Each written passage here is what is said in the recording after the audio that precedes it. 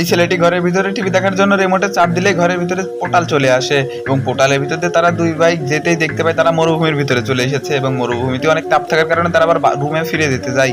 রুমে ফিরে যেতে গেলে পোর্টালটি অদৃশ্য হয়ে যায় এবং তারা দুজন মরুভূমির ভিতর দিয়ে চলতে চলতে একটি পেপসি দেখতে পায় এবং তারা পেপসিটির কাছে গিয়ে দেখতে পায় পেপসিটির ডেট শেষ। এই জন্য পেপসিটি আবার ফেলে দেয়।